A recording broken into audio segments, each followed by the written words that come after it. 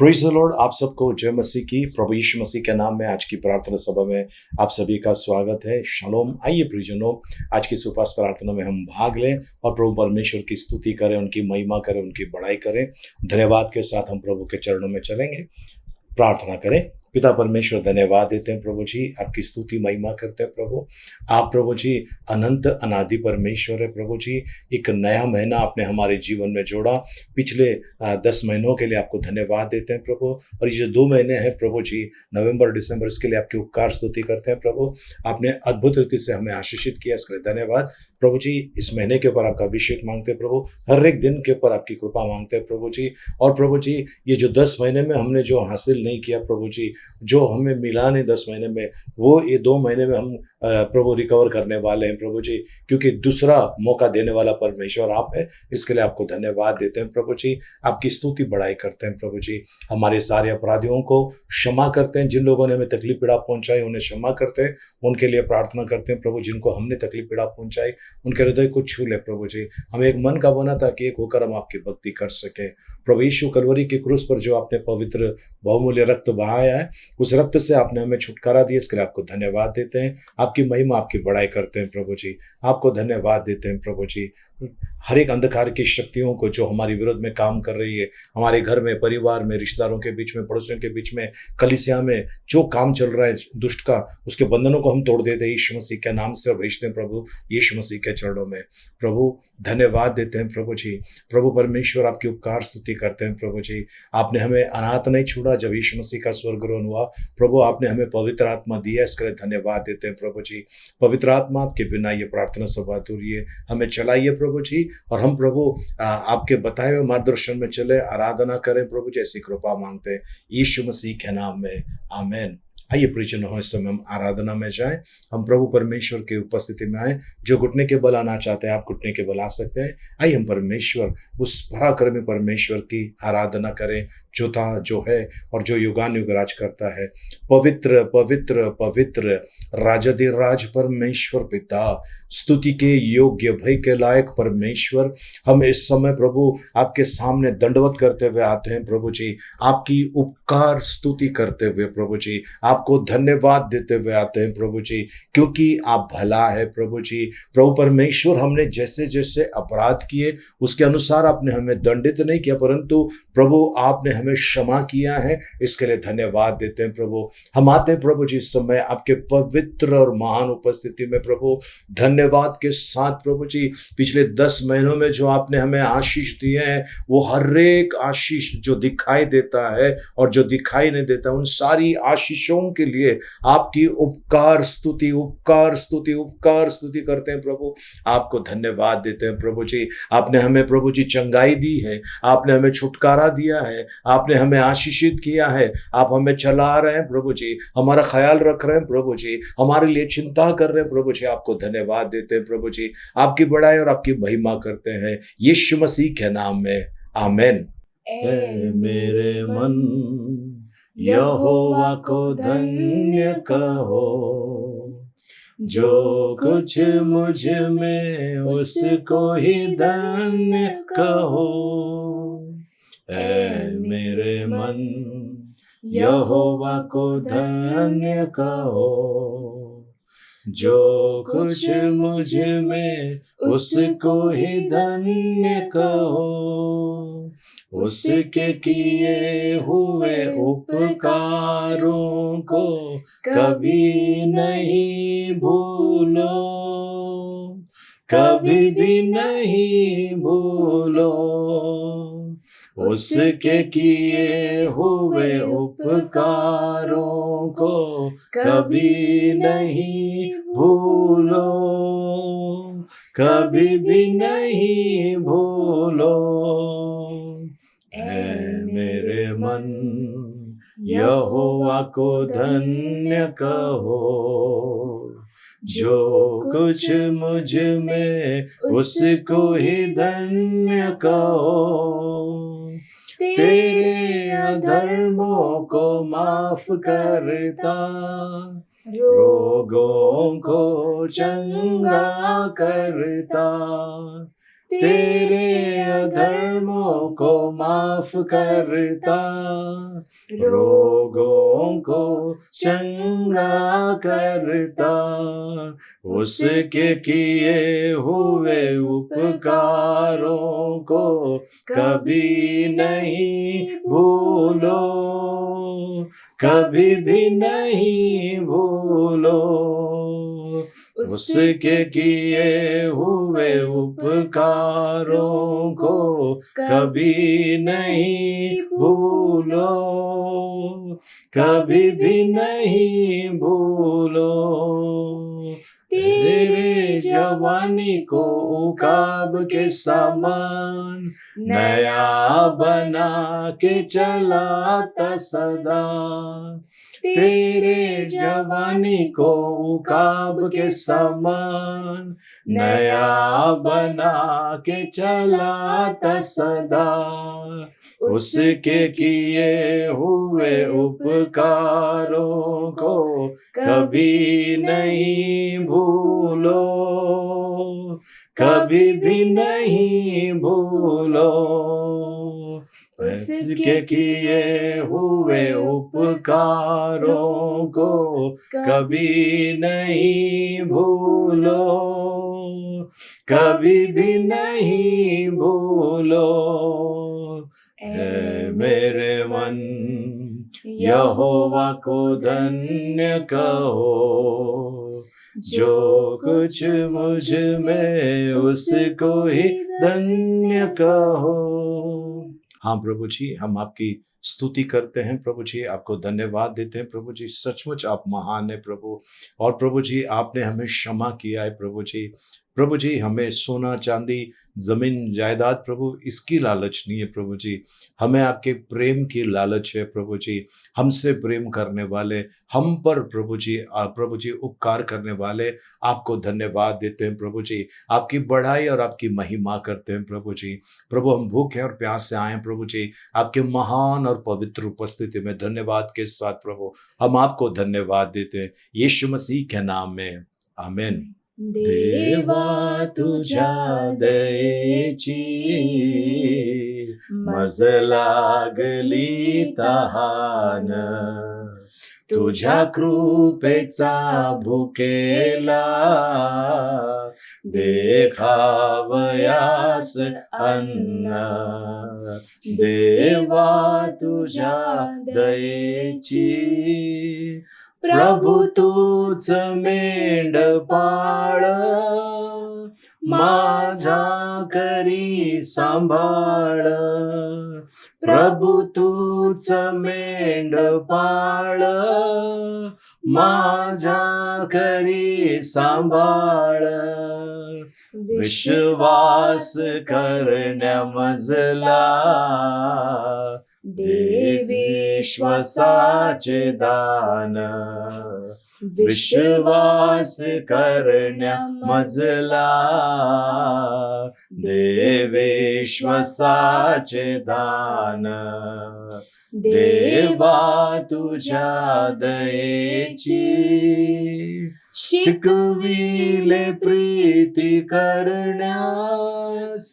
शांतीचे जीवन जगण्यास, शिकविले प्रीती करण्यास, शांतीचे जीवन जगण्यास, दे शांती प्रीती मजला तू जीवनाची खाण, दे शांती प्रीती मजला तू जीवनाची खाण, देवा तुझ्या दयेची। हाँ प्रभु जी, हम आपको धन्यवाद देते हैं प्रभु, आपकी महिमा आपकी बड़ाई करते हैं प्रभु जी। प्रभु परमेश्वर सचमुच आप महान है प्रभु, आपके महान उपस्थिति में आकर आपकी आराधना करने का आपने सौभाग्य दिया, इसके लिए धन्यवाद देते हैं। आगे का समय आपके हाथ में सौंपते हैं प्रभु जी, आपकी कृपा और आपकी दया में चलाइए, यीशु मसीह के मीठे मधुर पवित्र नाम में, आमीन। Praise the Lord. सुंदर सी स्तुति आराधना के लिए प्रभु को धन्यवाद हो। आइए इस समय हम वचनों में चलते हैं प्रियजनों, और आज के वचन के ऊपर हम जो मनन करने जा रहे हैं, भजन संहिता उसका 32 अध्याय 1 से लेकर 5 तक। हम शुरुआत में 1 और 2 वचन लेने वाले हैं। 32 अध्याय 1 और 2 वचन हम शुरुआत में पढ़ने वाले हैं जी। क्या ही धन्य है वह जिसका अपराध क्षमा किया गया और जिसका पाप ढांपा गया हो। क्या ही धन्य है वो मनुष्य जिसके अधर्म का यहोवा लेखा न ले और जिसकी आत्मा में कपट न हो। प्रभु परमेश्वर इन पढ़े हुए वचनों के द्वारा में हम सबको अनुग्रह से भरपूर करे। आमीन। आइए हम प्रार्थना करें। जी पितालु परमेश्वर पिता, हम आपकी स्तुति करते हैं, आपकी महिमा, आपकी बड़ाई, आपकी प्रशंसा करते हैं प्रभु जी। प्रभु परमेश्वर पिता, क्षमा करने वाला परमेश्वर आप है, दयालु परमेश्वर आप है। इसके लिए आपको धन्यवाद देते हैं प्रभु जी। आपके नाम की स्तुति, महिमा, आपकी बड़ाई करते हैं प्रभु जी। इन वचनों के द्वारा आज आप हमसे बातें कीजिए, हम सीखे समझे और आपके वचन के अनुसार चले, से कृपा मांगते हैं यीशु मसीह के मीठे मधुर पवित्र नाम में। आमेन। आमेन। आइए प्रियजनों, फिर एक बार इन वचनों की तरफ चलते हैं। 32 अध्याय 1 और 2 वचन भजन संहिता जी। क्या ही धन्य है वह जिसका अपराध क्षमा किया गया और जिसका पाप ढांपा गया हो। क्या ही धन्य है वो मनुष्य जिसके अधर्म का यहोवा लेखा न ले और जिसकी आत्मा में कपट न हो। प्रियजनों, आज इस दुनिया में कई लोगों के साथ में ऐसा हुआ है, वे प्रभु में आ गए, उनसे किसी प्रकार का कोई गलती हो गई और वो ये सोचते हैं कि अब मुझे परमेश्वर क्षमा नहीं करेगा, अब परमेश्वर मुझे मौका नहीं देगा, छोड़कर चले जाते हैं। ये एक प्रकार के लोग हो गए। दूसरे प्रकार के लोग हैं जो पाप करते जा रहे हैं, करते जा रहे हैं, करते जा रहे हैं, ये सोच कर के परमेश्वर मुझे मौका देता है। प्रियजन, आज इन दोनों प्रकार के लोगों के बारे में हम देखने वाले हैं परमेश्वर के वचन में। और फिर हमने जो पढ़ा वचन फिर से एक बार पढ़ेंगे। एक वचन, क्या ही धन्य है वह जिसका अपराध क्षमा किया गया और जिसका पाप ढांपा गया हो। जिसका पाप परमेश्वर ढांप देता है, परमेश्वर उसको ढक देता है। प्रियजनों, नूह के जमाने में ऐसा ही हुआ। नूह ने जहाज बनाया पानी का, और परमेश्वर ने सारे जो प्राणी भेजे थे, नर मादा, वो सब उस पानी के जहाज में आने के बाद परमेश्वर ने दरवाजा बंद किया, कोई नहीं खोल सका, और बाद में परमेश्वर ने दरवाजा खोल दिया। आज प्रियजनों, परमेश्वर ढक के रखता है, और जब परमेश्वर ढकता है उसको कोई खोल नहीं सकता है। पूरब से पश्चिम जितनी दूर है उतनी दूर उन्होंने आपके और मेरे गुनाह किए हैं, और आगे चलकर कहता है कि वो कभी याद नहीं करेंगे। ढक दिया है परमेश्वर ने, उसको बंद कर दिया है। आज प्रियजनों, परमेश्वर कहता है कितना धन्य है वो व्यक्ति जिसके अपराध परमेश्वर ने क्षमा किए और जिसके पाप को परमेश्वर ने ढक के रखा है जी। दूसरा वचन, क्या ही धन्य है वो मनुष्य जिसके अधर्म का यहोवा लेखा न ले। जिसके अधर्म का यहोवा लेखा न ले। ये कब होता है, मैं आगे चलकर आपको बताऊंगा कि परमेश्वर हमारे गुनाह का हिसाब किताब नहीं करने वाला है। कितना धन्य है जी। और जिसकी आत्मा में कपट ना हो। जिसकी आत्मा में कपट ना हो। प्रियजनों, कई लोग हमने देखे हैं जो प्रभु के पास आते हैं, बीमारी या तकलीफ या समस्या को लेकर आते हैं, और उनकी बीमारी या उनकी बीमारी ठीक कर देता है प्रभु, चंगा कर देता है, या उनकी समस्याओं का समाधान परमेश्वर करता है, उनको उनकी मुसीबत से बाहर निकालता है। बाहर निकालने के बाद प्रियजनों, यही लोग जो है आगे चलकर परमेश्वर को भूल जाते हैं, आगे चलकर भूल जाते हैं, और बाद में जब वापस तकलीफ होते तो फिर लौट कर आते हैं, प्रभु के पास लौट कर आते हैं। प्रियजनों, ये आदत हो गई है।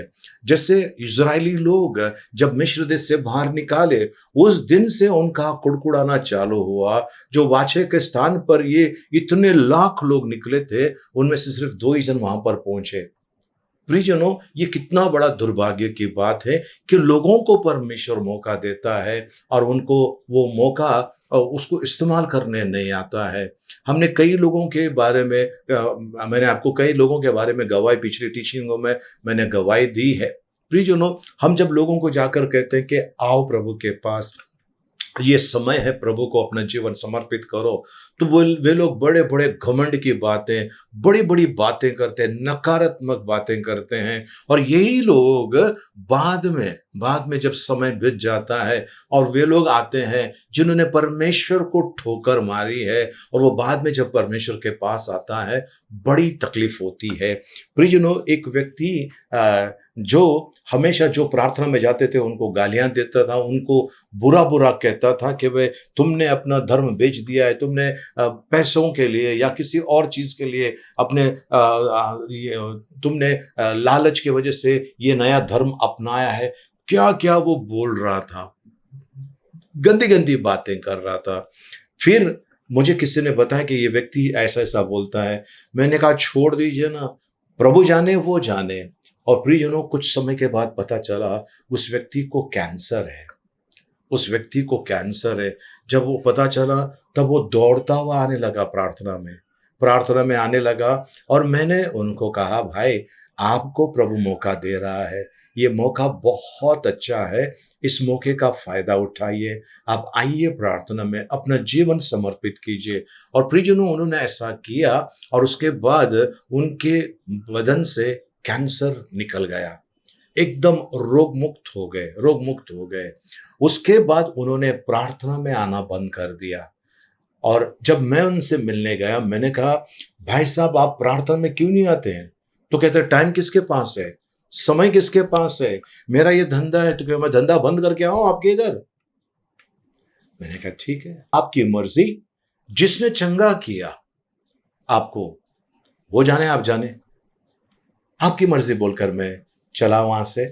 और बाद में कुछ लंबे अरसे के बाद एक दिन वापस वो प्रार्थना सभा में आया और उन्होंने कहा कि मुझे बचाओ। ये मोटरसाइकिल पर घूमने वाला व्यक्ति उस दिन वो कहते हैं कि मैं मोटरसाइकिल नहीं चला पा रहा हूँ, मेरा बेटा है मेरे साथ में। वो कहते हैं कि हमारे यहाँ पर प्रार्थना में आने, उनका घर और जो हमारी जो कलीसिया है वहाँ मुश्किल से चलकर जाएंगे तो 15 मिनट का रास्ता है। अब ये व्यक्ति 1 घंटे के ऊपर लगाया। वो कहता है कि मैं 5 मिनट चलता फिर बैठ जाता, 5 मिनट चलता फिर बैठता, मैं आगे नहीं आ पा रहा था, बड़े मुश्किल से मैं आया हूँ। और हमारी जो प्रार्थना सभा, हमारी जो कलीसिया पहले माले पर है, वो सीढ़ी चढ़ता हुआ है ना, उनकी हालत खराब हो गई। उस समय किसी ने मुझे कहा कि ये क्या है? मैंने उनसे कहा कि ये भाई ने जो परमेश्वर ने अनुग्रह किया उसको ठोकर मारी, कई बार ठोकर मारी, इनको कई बार समझाया, सुनने के लिए तैयार नहीं है। और लास्ट में उन्होंने कुछ ऐसा कुछ किया जो कि परमेश्वर की नज़र में गलत था। उनको बताया था कि ये मत कीजिए, उन्होंने सुना नहीं।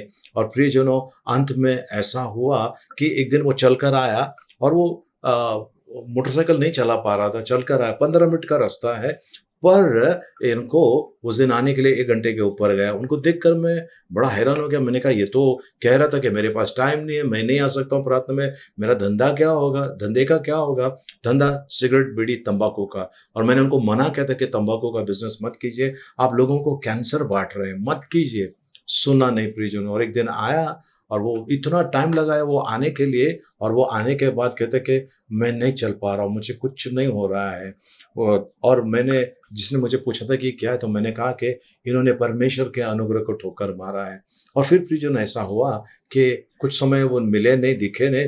तो उनकी पत्नी एक दिन मिली और मैंने कहा कि भाई कहाँ पर है? बोले आपको नहीं पता? मैंने कहा नहीं, वो एक्सपायर हुए। प्रियजनों, परमेश्वर दूसरा मौका दे रहा है, आपको और मुझे दूसरा मौका दे रहा है।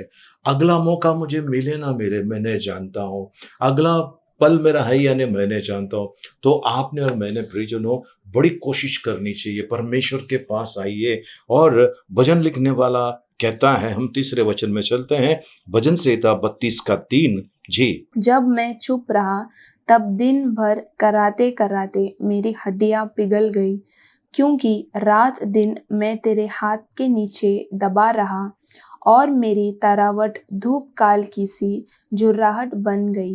प्रियजनों, परमेश्वर का वचन कहता है, भजन लिखने वाला कहता है, जब मैं चुप रहा मेरी हड्डियां कमजोर होने लगी और मैं दिन भर मैं कराता रहा, रोता रहा, तड़पता रहा अंदर के अंदर, और रात दिन आपका हाथ मुझ पर हावी था, और मेरी जो ताकत है ना, वो सूखे के समान कैसे ज़मीन की हालत होती है, वैसा वो कहता है कि गर्मी के समय जो हालत होती है, वैसी मेरी हालत हो गई।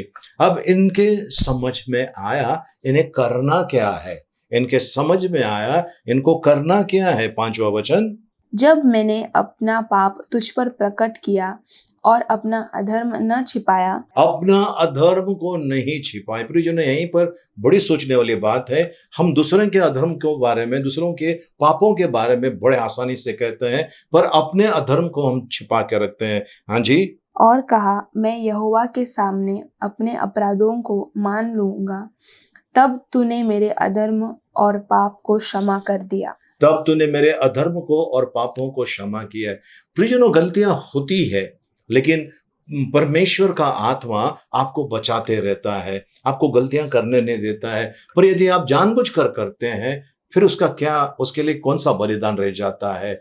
आज परमेश्वर का वचन कहता है, प्रियजनों, अगर आप देखेंगे उड़ाव पुत्र के बारे में, उसके साथ में भी ऐसा ही हुआ। उसने अपना हिस्सा लेकर वो किसी प्रदेश चले गया। वो वहां जाने के बाद उसके पास इतने पैसे थे वहां पर, और वो दिन रात मौज मस्ती करता, और कई लोग उसको मिलने शुरू हो गए, कई लोगों से उसकी दोस्ती हो गई। और सूखा सूखा, यहां पर भी सूखे के बारे में कहता है 4 वचन में, है ना, सूखा, सूखे के समान। जब सूखा वहां पर आया, आने के बाद वहां खाने पीने के लिए कुछ नहीं था, और इसके पैसे खत्म हो गए। सुअर चराने का इसने काम शुरू कर दिया, और सुअरों को डाला हुआ खाने में से कुछ निकाल कर ये खाता था। इसकी हालत खराब हो गई। फिर उसको याद आता है कि मेरे पिता के घर पर कितने सारे नौकर चाकर है, खा पी के मस्त है, और मैं यहाँ पर क्या कर रहा हूँ। वहां पर वो टर्निंग पॉइंट उसके जीवन का, एक बदलाव उसके जीवन में, उसके मन में, उसके विचारों में आ गया। और वो कहते हैं कि मैं मेरे पिता के पास जाऊंगा। अब अभी जाऊंगा तो मैं नौकर बनकर जाऊंगा, दास बनकर जाऊंगा, क्योंकि बेटा होने का जो अधिकार है मैंने खो दिया। लेकिन वहां पर वो दूरी से पिता देखता है, बड़ा खुश हो जाता है अपने बेटे को, और कहते हैं कि जल्दी जल्दी पशुओं को काटो, वस्त्र लेकर आओ, अंगूठी पहनाओ। मेरा बेटा जो मर गया था वो जीवित हुआ है, वो मेरा जो बच्चा खोया था वो मुझे वापस मिल गया है। कितना आनंद वहां पर परमेश्वर के वचन में लिखा है, कितना आनंदित वो पिता हुआ। उसी रीति से प्रियजनों, अगर आज आप भटके हुए हैं, दूर गए हैं, आप ये सोचते कि मेरे जीवन में चमत्कार नहीं हो रहा है, मेरे जीवन में अद्भुत काम नहीं हो रहा है, ये देखकर आप जलिएगा नहीं। प्रियजनों, आपका भी एक निर्धारित समय है, उस समय आपके आशीषों को कोई छीन नहीं सकता।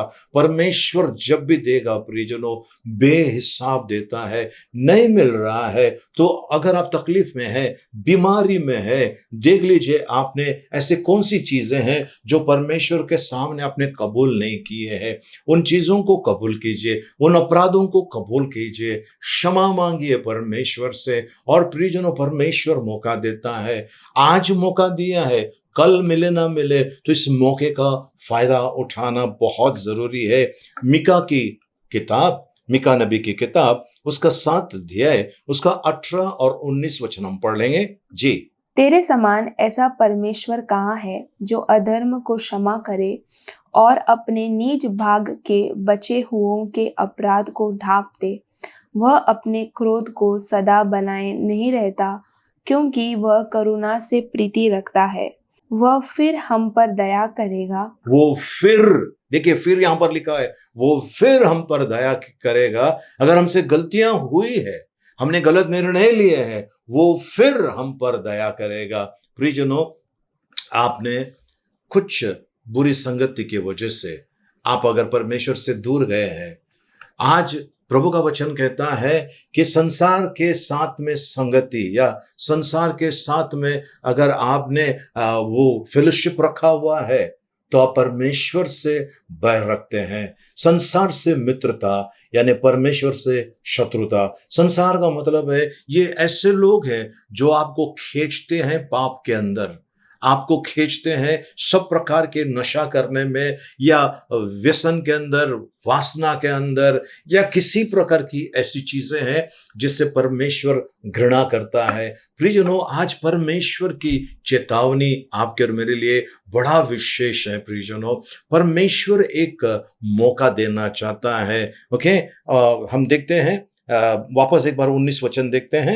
वह फिर हम पर दया करेगा, वो फिर हम पर दया करेगा, वो फिर हम पर दया करेगा। 6 अध्याय रोमियो की किताब, रोमियो के पत्र में लिखा हुआ है कि वो हमें क्षमा करते हैं, इसके लिए क्या हम पाप करते जाए? नहीं ना, ऐसा लिखा हुआ है। तो आज प्रियजनों, परमेश्वर ने फिर एक बार मौका दिया है आपको और मुझे। अगर आपने कहाँ है परमेश्वर, परमेश्वर कहाँ काम करता है, अगर आपने परमेश्वर के सामर्थ्य को महसूस किया है, परमेश्वर की उपस्थिति को महसूस किया है, आपने परमेश्वर के राज्य को अगर चखा है, आपने परमेश्वर के प्रेम को अगर चखा है, और उसके बाद प्रियजनों अगर आप पीछे हटते हैं, आपने अनुभव किया, उसके बाद भी अगर आप पीछे हटते हैं, परमेश्वर ने क्या किया मेरे लिए, अगर आप ऐसा कह रहे हैं, तो प्रियजनों ये बड़ा खतरे की बात है, क्योंकि परमेश्वर न्याय करता है। वो जीवित और मुर्दों का न्याय करने वाला परमेश्वर है। तो उनके सन्मुख ऐसा मत कीजिए।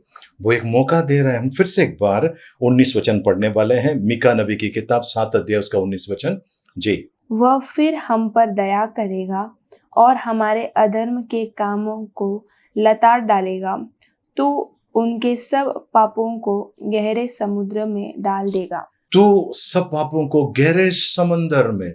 प्रियजनों, जहाज डूबता है पानी का, तो कुछ लोग उसको देखते हैं, तैराकी लोग जो हैं, डाइवर्स लोग जो होते हैं, वो गहरे में जाकर देखते हैं, पर उनकी भी सीमा है नीचे जाने की, नीचे जाने की। पर पानी का जहाज अगर एकदम गहराई में डूबा है, फिर वो जहाज किसी काम का नहीं, वो नहीं निकाल सकते हैं। वो ऐसी इतनी गहराई में खोल नीचे चले गया है।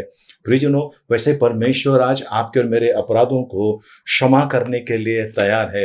प्रभु का वचन कहता है, पहला यूहन्ना पहला अध्याय उसका 9 वचन, यदि हम अपने पापों को मान ले, तो वह हमारे पापों को क्षमा करने और हमें सब अधर्म से शुद्ध करने में विश्वास योग्य और धर्मी है। वो विश्वास योग्य है। हमारे अपने हमें धोखा दे सकता है, लेकिन परमेश्वर धोखा नहीं देते हैं। अगर हम अपने पाप अपराधों को परमेश्वर के सामने कबूल करते हैं, तो वो धार्मिक है और वो विश्वास योग्य है, जो हमारे पापों को क्षमा कर सकता है। तो प्रियजनों, आज आप पीछे मत हटिए। अरे मैंने प्रभु को इनकार किया, मैंने यीशु कहाँ है, परमेश्वर कहाँ है, ऐसा कहा, मैंने परमेश्वर के खिलाफ गया, मैंने ये किया, मैंने वो किया, ये बोलना बंद कर दीजिए। आज परमेश्वर, अगर आप संदेश सुन रहे हैं, ये संदेश आपके लिए है। परमेश्वर आज आपको एक मौका देता है, जिसे हमने मीका नबी की किताब उसका 7 अध्याय 19 वचन में लिखा, फिर एक बार, ये फिर वापस आए ना आए मैंने जानता हूँ, वापस आए ना आए मैंने जानता हूँ, लेकिन मैं इतना जानता हूँ कि आज परमेश्वर ने आपको मौका दिया है। तो प्रियजनों, इस मौके का फायदा उठाइए। ये मौका परमेश्वर की ओर से है। प्लीज, यदि आप व्यभिचार में है, यदि आप व्यसन में है, दारू पी रहे हैं, ताड़ी पी रहे हैं, बियर पी रहे हैं और वाइन पी रहे हैं और कहते हैं कि भाई इसमें क्या हो गया, इसमें क्या हो गया। अगर ऐसे किसी बुरी आदत में फंसे हुए हैं, आप चोरी करने की आदत है, पैसे आप लूटते हैं लोगों से, या फिर कहीं जहाँ पर आप नौकरी कर रहे हैं, जहाँ पर भी है वहाँ अगर आप चोरी कर रहे हैं, बस रुक जाइए। परमेश्वर एक मौका दे रहा है, हमें आकर अपने पापों को प्रभु के सामने कबूल करना है। सब प्रभु का वचन कहता है, और वो विश्वास योग्य, वो आपको क्षमा करेगा, जरूर करेगा, लेकिन आपको परमेश्वर के पास आना है। प्रियजनों, जो अगर आपने प्रभु को इनकार किया है, उसे स्वीकार कीजिए। पेत्रस ने जब यीशु मसीह को इनकार किया 3 बार, और यीशु मसीह ने उसको उस श्राप से बाहर निकालने के लिए 3 बार उससे कबूलात करवाया, उसको कबूल करवाया, उसने अपने मुंह से कबूल किया, है ना। उसके बाद वो वापस परमेश्वर का पुत्र यीशु मसीह का वो अनुयायी या शिष्य बना। तो प्रियजनों, आज आपको परमेश्वर रिस्टोर करना चाहता है, वापस पुनः जो आपने खोया है परमेश्वर आपको देना चाहता है। आइए परमेश्वर के पास प्रियजनों। शैतान अगर आपको परमेश्वर से दूर लेके जा रहा है, इसका मतलब केवल शिकार करने के लिए और कुछ नहीं, केवल शिकार करने के लिए। तो आपको परमेश्वर का वचन कहता है योना 10:10, चोर चोरी करने, घात करने, नाश करने आया है, मैं आया हूं तुम्हें जीवन देने के लिए और बहुतायत का जीवन। तो प्रियजनों, ये मौका परमेश्वर दे रहा है, फिर से एक बार मौका परमेश्वर दे रहा है, कल कहीं देर ना हो जाए। आइए परमेश्वर के पास प्रार्थना करें। पिता परमेश्वर, आपको धन्यवाद देते हैं प्रभु जी, आपके नाम की स्तुति, महिमा, प्रशंसा, आपकी बड़ाई करते हैं प्रभु जी। हम आते हैं प्रभु जी इस समय प्रभु जी धन्यवाद के साथ प्रभु, आपने किए हुए उपकारों के लिए आपको धन्यवाद देते हैं, आपकी बड़ाई और आपकी महिमा करते हैं प्रभु जी। प्रभु परमेश्वर पिता, ये जो बच्चों ने प्रभु जी वचन सुना है प्रभु जी, हम वचन के अनुसार चलें प्रभु जी। आज पश्चाताप करके आते हैं आपके चरणों में प्रभु जी। हम जो भी ऐसे शब्द हमारे मुंह से निकले आपके विरोध में, हम पश्चाताप करते हुए आते हैं प्रभु जी। क्षमा कीजिए, दया कीजिए। फिर एक बार मौका देने वाले प्रभु, सारे तमाम जो लोग देख रहे सुन रहे, हर एक को मौका दीजिए प्रभु जी। ऐसे हम प्रार्थना करते हैं, धन्यवाद देते हैं प्रभु जी। आपकी महिमा, आपकी स्तुति, आपकी बड़ाई करते हैं यीशु मसीह के नाम में, आमीन। आइए हम भजन संहिता 23 एक साथ में बोलेंगे। यहोवा मेरा चरवाहा है, मुझे कुछ घटी ना होगी। वह मुझे हरी हरी चराइयों में बैठाता है, वह मुझे सुखदायक जल के झरने के पास ले चलता है। वह मेरे जी में जी ले आता है, धर्म के मार्गों में वो अपने नाम के निमित्त मेरी अगुवाई करता है। चाहे मैं घोर अंधकार से भरी हुई तराई में होकर चलूं, तो भी हानि से ना डरूंगा, क्योंकि तू मेरे साथ रहता है। तेरे सोंठे और तेरे लाठी से मुझे शांति मिलती है। तू मेरे सताने वालों के सामने मेरे लिए मेज बिछाता है। तूने मेरे सिर पर तेल मला है, मेरा कटोरा उमड़ रहा है। निश्चय भलाई और करुणा जीवन भर मेरे साथ साथ बनी रहेगी, और मैं यहोवा के धाम में सर्वदा वास करूंगा। आमेन। आइए इस समय हम आखिरी आशीर्वाद में जाएं। अब पिता परमेश्वर का प्रेम, प्रभु यीशु मसीह का अनुग्रह और पवित्र आत्मा की सहभागिता अब से लेकर सदा तक हम सबके साथ में बने रहे। आमेन, आमेन। प्रियजनों, इस सप्ताह भर में जिनका जन्मदिन है, और आज 4 तारीख है, आज मेरी बेटी का जन्मदिन है, जोएना, जो मेरे साथ में स्तुति आराधना कर रही थी, और उसका जन्मदिन है। सो जोएना, आपको ढेर सारी शुभकामनाएं। और इस सप्ताह भर में जिनका भी जन्मदिन है, शादी का सालगिरह है, आइए उनके लिए प्रार्थना करें। पिता परमेश्वर, हम आपको धन्यवाद देते हैं, आपकी स्तुति महिमा करते हैं प्रभु जी। जोएना, इनको आपके हाथ में देते हैं प्रभु जी। साथ साथ में विश्व भर में जिनका भी जन्मदिन है, शादी का सालगिरह है या अन्य कोई एनिवर्सरी, उनको आपके हाथ में देते हैं प्रभु जी। आपकी कृपा, आपकी दया में चलाइए, आपका शांति का हाथ प्रभु जी, आपकी प्रभु जी दया उनके पर बनी रहे, ऐसा होने देना प्रभु जी। धन्यवाद देते हैं प्रभु, दीर्घायुष्य देना प्रभु। कोई वायरस, कोई बीमारी इनके डेरे के निकट ना आए प्रभु, इनके करीब ना आए प्रभु जी। शत्रु का कोई भी हथियार इनके ऊपर सफल ना हो प्रभु जी, ऐसे हम प्रार्थना करते हैं, धन्यवाद देते हैं यीशु मसीह के नाम में, आमेन, आमेन। प्रियजनों, आप जो पहली बार हमारे इस YouTube चैनल से जुड़े हुए हैं, आपको बहुत बहुत स्वागत यीशु मसीह के नाम से। प्लीज हमारे इस चैनल को सब्सक्राइब कीजिए, और बाजू में जो बेल आइकन है उसमें से ऊपर का जो पहला ऑप्शन है ऑल का, उसको क्लिक कीजिए, ताकि आपको नोटिफिकेशन आ जाए जब भी हमारा वीडियो अपलोड होता है, जैसे सप्ताह में 2 बार होता है। प्लीज हो सके इतना लाइक कीजिए, शेयर कीजिए, और आप जो पहले से हमारे साथ में जुड़े हैं, आपका भी बहुत बहुत शुक्रिया। प्रभु की अनुकंपा आप पर बनी रहे। प्लीज हमारे वीडियो को लाइक कीजिए और शेयर कीजिए, जिससे कि कई लोगों के जीवन में परिवर्तन आ सकता है। बहुत बहुत शुक्रिया हमसे जुड़ने के लिए। साथ साथ में आप मुझे देख सकते हैं शुभ संदेश चैनल के ऊपर हर सोमवार के दिन सुबह 8 बजे मैं रहता हूं, और मेरे साथ कई और प्रभु के सेवक भी जुड़े हैं। तो आप इस प्रोग्राम का आप देखकर सुनकर आशीषित हो जाएं, यही प्रभु के चरणों में प्रार्थना है। प्रार्थना सभा समाप्त हो गए। एक दूसरे से मिलिए, प्रभु का आशीष मांगे। जय मसीह की, जय हिंद।